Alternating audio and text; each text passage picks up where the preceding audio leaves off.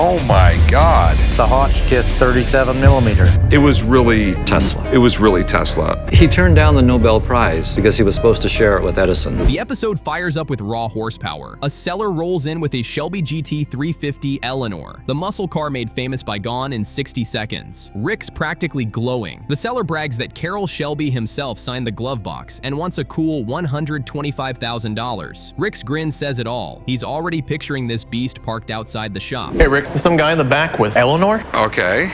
You gotta be kidding me. Shelby GT350. Rick calls in his car expert for backup, and the man's all smiles. Under the hood sits a pristine Hypo 289 engine, tight, powerful, and absolutely roaring. The expert takes it for a test drive and returns grinning ear to ear, calling it solid and tight. His verdict, worth between $100,000 and $110,000. Rick shocks everyone by skipping the negotiation and offering $100,000 flat. Straight deal, no drama, just horsepower happiness.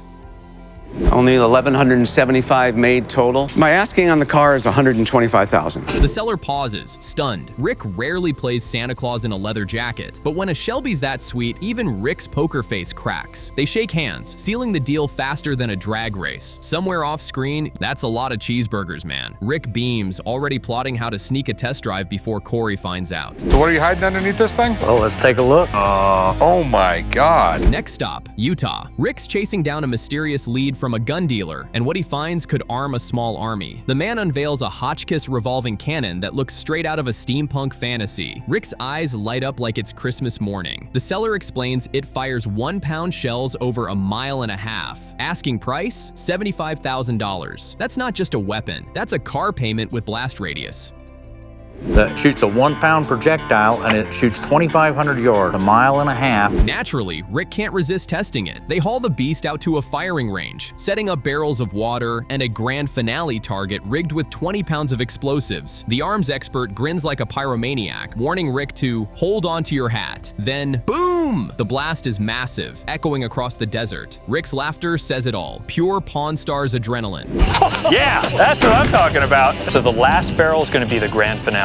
20 pounds of explosives. This is going to be incredible. After the fireworks, it's time to talk numbers. Rick opens with $40,000. The seller doesn't even blink. Rick ups it to $45,000 cash. The guy holds firm at $75,000, and Rick reluctantly walks. You can practically hear his wallet sighing. He might have left empty-handed, but the grin on his face screams, that explosion was worth every mile of gas.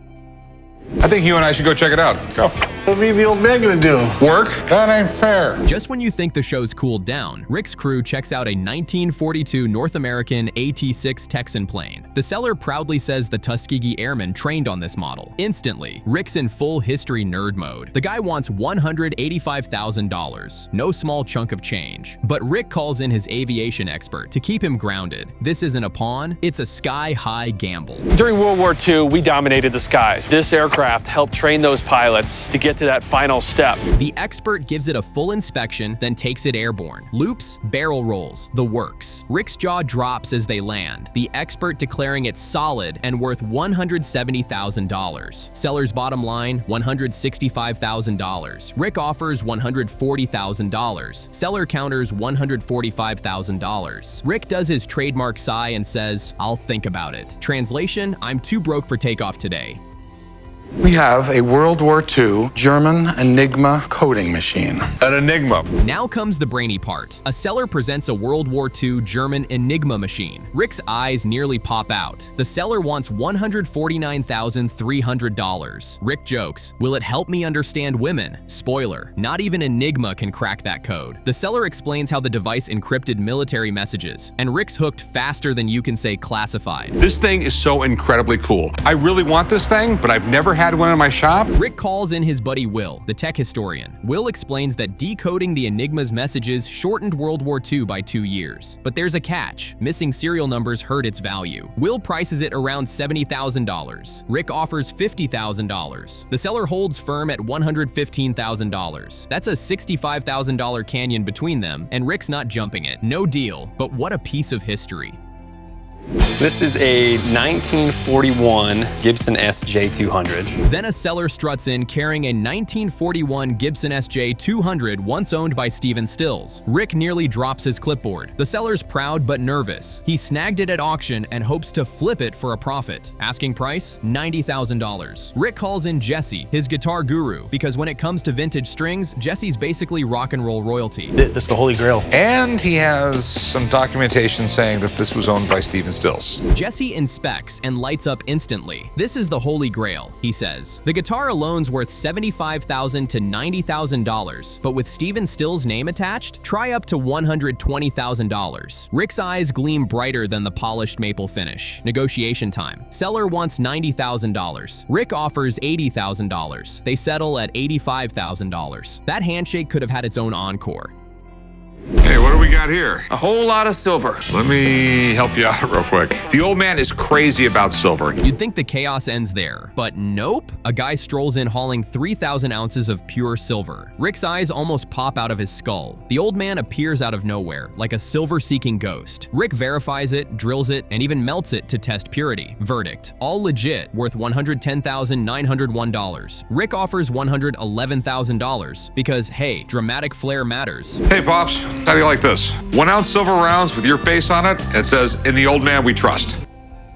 The seller agrees, cash changes hands, and Rick immediately mints custom coins with the old man's face stamped, "In the old man we trust." Classic. The old man grumbles, "We don't sell silver," and Rick just smirks. From muscle cars to cannons, planes to code breakers, and enough silver to start a new currency. This episode proves once again, nobody hustles history like Pawn Stars. I'm earlier than usual. If being stupid was illegal. We open right into the chaos at the shop. Chumley's late, again, Corey's roasting him, and Rick's already defending management's right to bully your friends. Corey fires back with, "If being stupid was illegal, you'd be in prison for life." Brutal. Even the customers are chiming in. Then Rick reminds us, family comes first and money comes second. Yeah, depending on the day, I think the order flips. Welcome back to Pawn Stars. Aircraft memorabilia that I wanted to see if I could do something with. Okay.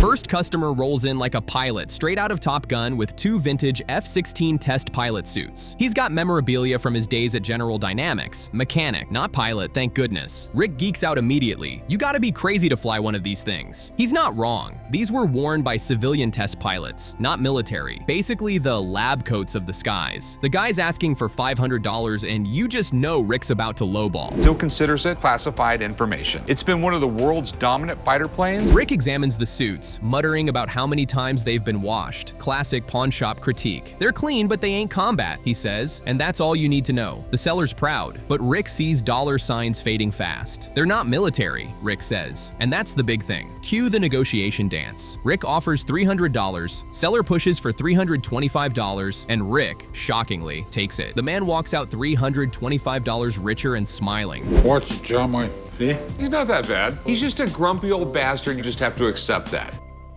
Then we jump back to classic Pawn Stars comedy. Chumley's crying about the old man being mean. "He gives me nightmares," Chum says, dead serious. Cue a flash montage of the old man yelling, "You're an idiot! Get your fat ass back to work." And you know what? That's not even harsh for him. Corey's just shaking his head like, "This is my circus. These are my clowns." Honestly, I could watch this dynamic all day. Conversation that I had with John F. Kennedy. Really? Yes, sir. And in it, he is attempting to do something. A new customer enters with a curveball, a tape recording of President John F. Kennedy himself. He claims it's a conversation where JFK was angry on the phone. Rick's jaw drops faster than silver prices in a recession. "Did the president know you were recording him?" he asks. The guy just grins. "I can't tell you anything." Oh boy. This is either the deal of the century or a trip to federal court. Gave me a couple of letters of commendation. Okay. At approximately 1:20.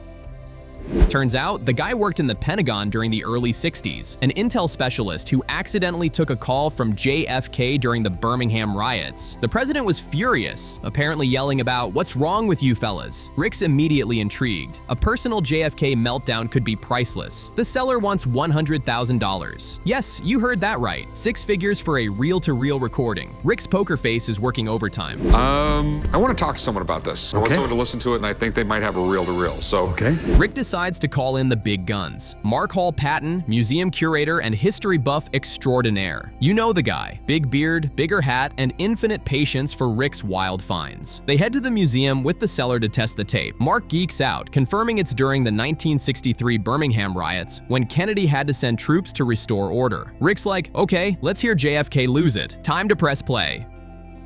To go in there, and the local authorities were doing their darndest to keep the troops out. I can imagine that the president was probably pretty much on edge. We hear it, the voice of JFK himself, annoyed and commanding. Why does it take 7 minutes to get me to the war room? It's pure presidential frustration. Rick's jaw drops. This isn't a History Channel clip. It's raw leadership under fire. But Mark bursts the bubble fast. Those calls were recorded at the White House and archived. Translation: this tape's not unique. It's public record. The seller's $100,000 dream just went up in smoke. By mid-62, they were recording in the White House and they were recording telephone conversations as well. Mark gently explains it's probably in the Kennedy Library or National Archives, meaning it's worth more as a story than a collectible. The seller's crushed. He thought he had history's only angry JFK moment. Rick breaks it to him kindly. This belongs with your grandkids, not my display case. Ouch. The seller leaves disappointed, muttering about passing it down. Talk about a presidential plot twist. Worth hearing, not worth buying.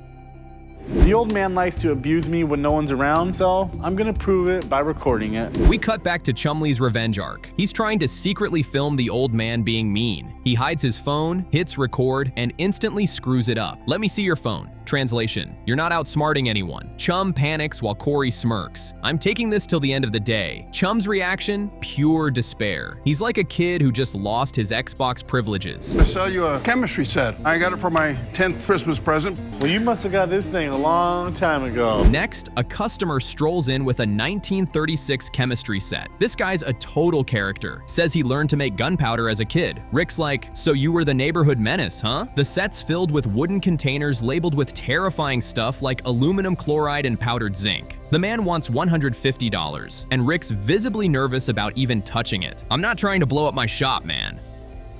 These vintage chemistry sets are cool, and they definitely don't make stuff like this for kids anymore. Rick inspects the kit, pointing out how half the chemicals probably aren't legal anymore. He offers $45. The guy drops to $100, and Rick, ever the negotiator, lands the deal at $60. The seller's thrilled. Rick's relieved he didn't accidentally purchase TNT. Honestly, I'm half expecting Chumley to mix chemicals later and set off the alarm. You know it's coming. IDK? I don't know. What do you mean you don't know? Means I don't know. Then we get a dose of pure Pawn Stars comedy gold. The old man answering Chumley's phone. Who the hell is this? He barks. Turns out it's Chum's grandma. He hangs up and says, wasn't your grandma. Brother, absolute savage. The old man's roasting him into the Stone Age, and Corey's just enjoying the chaos.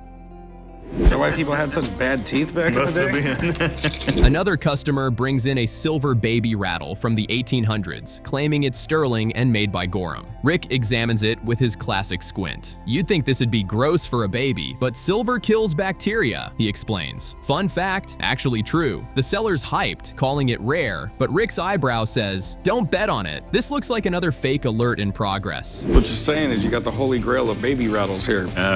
Maybe, maybe not. Rick spots red flags. The hallmark's wrong, the solder's green, and the silver's pitted. Translation: fake. He breaks the news gently. People fake everything, even baby rattles. Seller looks crushed, muttering that he thought it was worth a few hundred. Rick just shrugs, classic style. Maybe get your money back from your friend. The man leaves defeated, still convinced Rick's wrong. Bro, denial's a hell of a coping mechanism. People are faking baby rattles? People fake everything, okay? It looks like it's been reproduced by somebody. We end on the ultimate shop showdown. Chumley's whining about Corey stealing his phone, Corey's laughing, and Rick steps in like referee dad. Give it back, you can't just take someone's phone. Then Corey checks Chum's text and goes, hey, is this a girl? Doesn't look like your grandma. Everyone loses it. Rick's done, the old man's smirking, and Chumley's regretting his entire life. Fade out on pure Pawn Stars chaos. Look at fanboy over there drooling over Ricky Montrose' autograph. It's Roger Daltrey's autograph. It just happens to be on a Ronnie Montrose t-shirt. We open with chaos as usual. Rick, Corey, and Chumley are talking celebrity autographs. Rick brags about all the famous people who come into the shop, while Corey fires back that Rick's biggest celebrity moment was yelling at someone on eBay. Chumley's just vibing, tossing in random celebrity trivia no one asked for. And that's how we kick off the madness. Before the first customer even walks in, we've already got fame, egos, and confusion. Classic Pawn Stars energy. This is a fancy old pair of woolly chaps. The first seller strolls in looking like he just rode in from the 1880s. He's got woolly Angora chaps that could double as Chewbacca cosplay. This is Wild West gold. The seller wants $1,000 and I'm like, bro, that's rent money for a pair of hairy pants. Rick inspects the leather and stitching, explaining they were worn by cowboys to protect against thorns. Chumlee just jokes, or keep you warm during a Vegas winter. I'm dying already. Those nicer than yours or what, Corey? I'm gonna punch you in the face. Rick's intrigued, but not $1,000 intrigued. He tells the seller they're in decent shape, definitely authentic late 1800s cowboy gear, but the market's niche. Cue negotiation time. Rick offers $200. The seller pushes for $800. Rick sticks to his guns. $300, take it or leave it. Seller reluctantly takes it. $300 for Bigfoot's pants. Rick's grin says, another day, another bizarre purchase.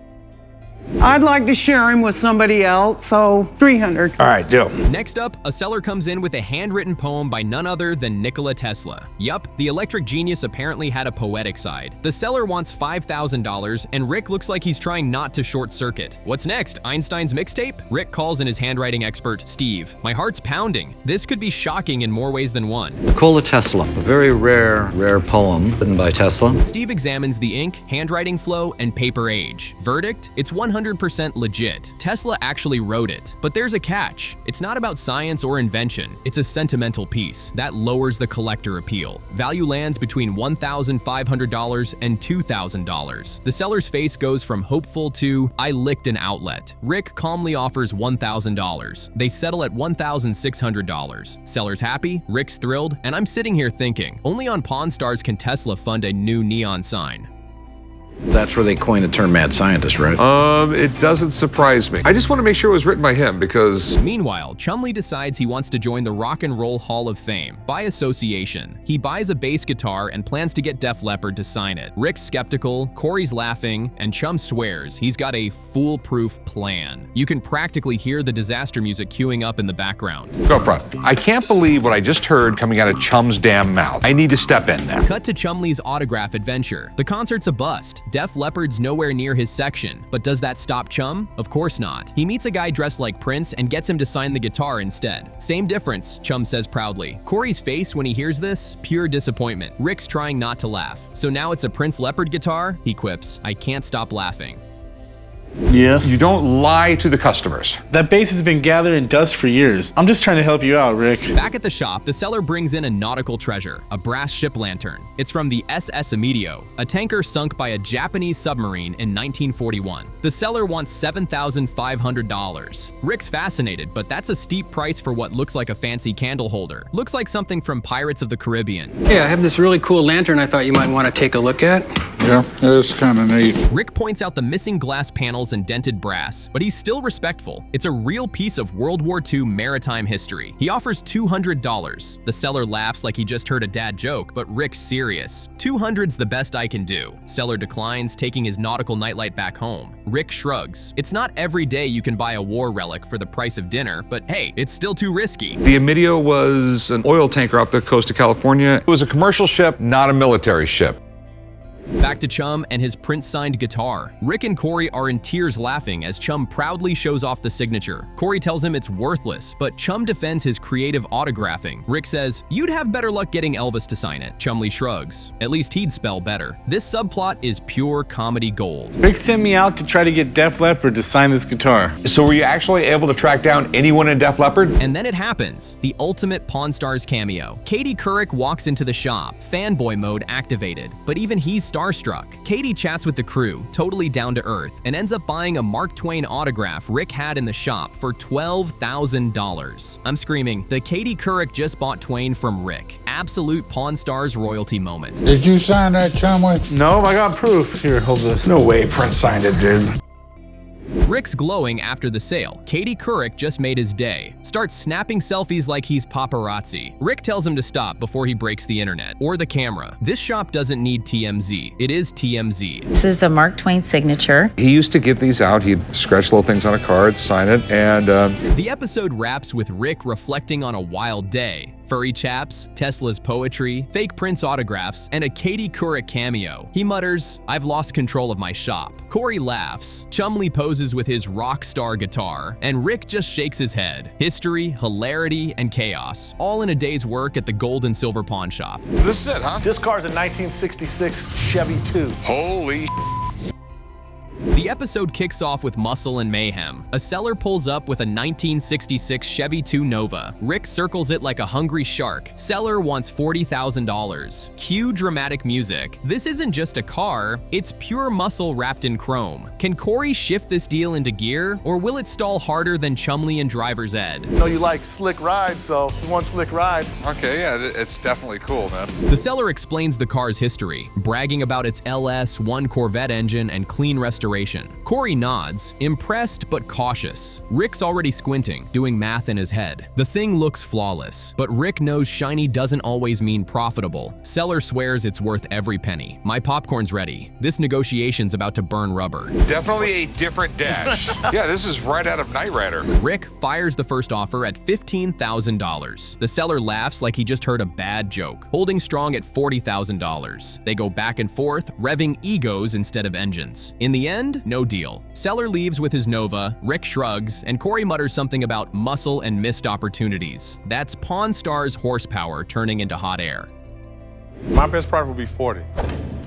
But it's not done. It's gonna be $5,000 to redo the rear end. Next, history in pamphlet form. A seller brings in a Statue of Liberty souvenir program from the 1886 dedication. Rick geeks out, Corey mutters it looks like old homework. Seller wants $2,500. Rick's intrigued but cautious. I'm shouting, "Give me Liberty or give me a lowball offer." Cue the suspenseful drum roll. You know, one of the engineers on this was Gustav Eiffel, you know, the Eiffel Tower. Wow, I didn't know that either. Rick calls in Mark Hall Patton, the museum historian. Mark confirms it's authentic and even printed for the original dedication ceremony. Super rare, but here's the kicker. Condition and collector interest bring it closer to $1,200 tops. Rick offers $200. The seller pushes for more, and Rick barely nudges to $250. The seller declines. No deal, just another patriotic letdown. That's Liberty denied, Pawn Star style.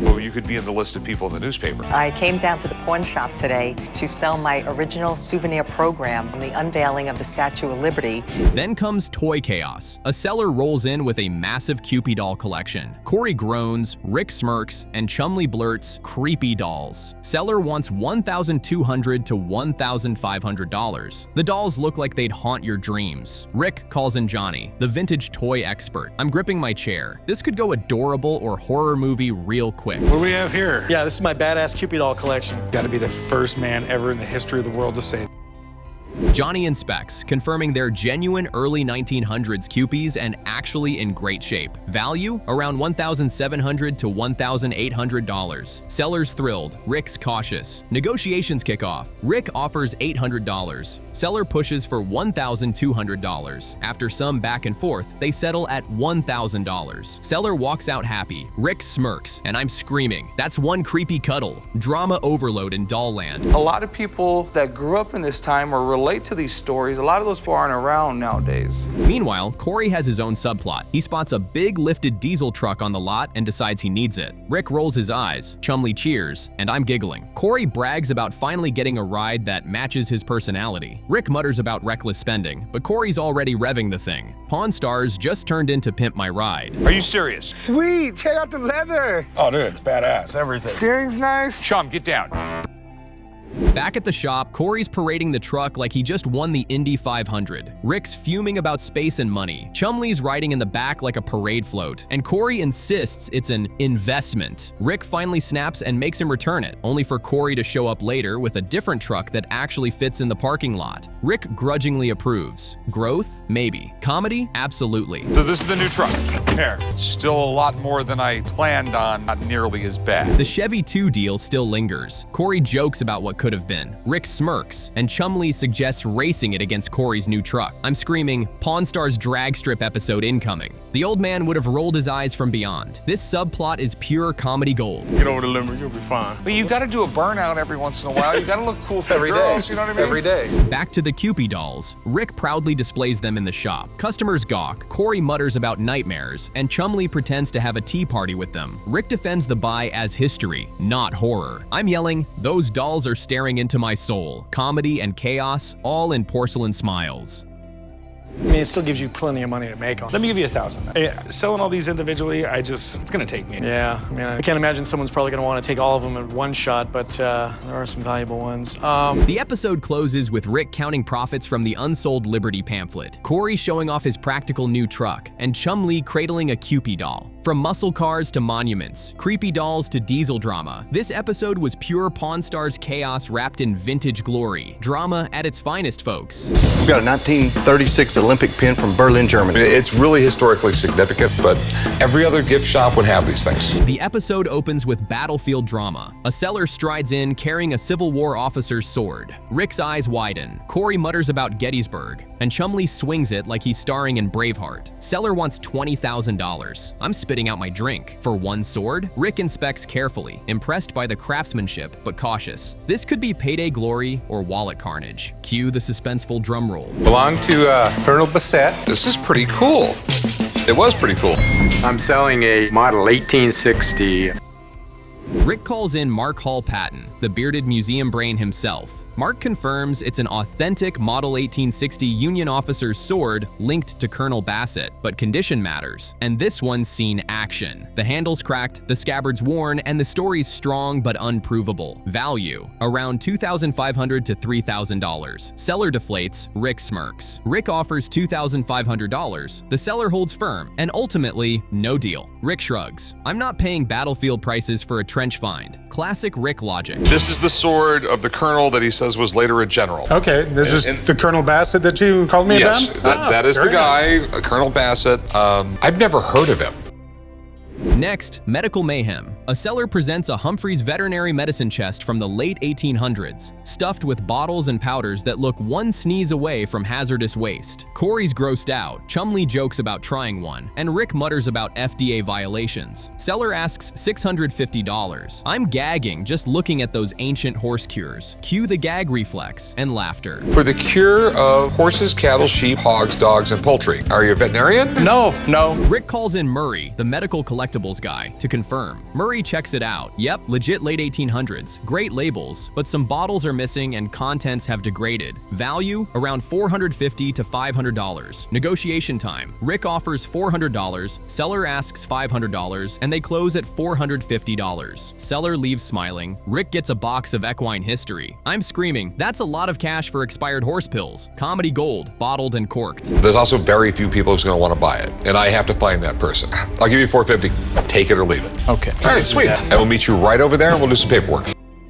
Then comes Olympic Spirit. A seller brings in a 1936 Berlin Olympics participation pin from the infamous games. Rick's intrigued, and Chumlee asks if it comes with a free hot dog. Seller wants $300. Rick inspects, cautious about reproductions. These are often faked. What do we have there? We've got a 1936 Olympic pin from Berlin, Germany. Where in the world did you find this? Well, 2-3 years ago, I was playing...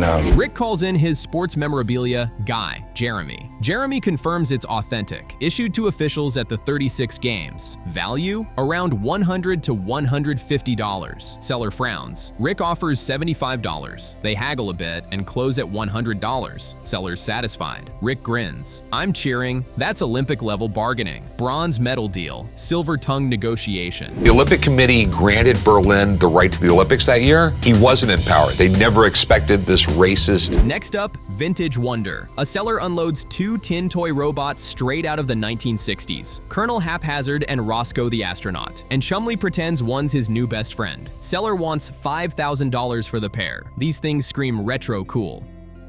Roscoe Nomura, 1962 astronaut robot. This one is really nice. Yeah, it doesn't look like anyone played with these. They didn't play like I did. Rick calls in Johnny, the toy expert. Johnny inspects and confirms they're legit, collectible, and in good condition, but not mint. Value, around $3,200 total. Rick offers $1,900. Seller counters $2,500. They push and pull, but can't meet in the middle. No deal. Rick shrugs, saying, I can't pay rocket ship prices for tin. The seller walks, dignity intact, and I'm howling. Pawn Stars meets Lost in Space. That really seems pretty steep.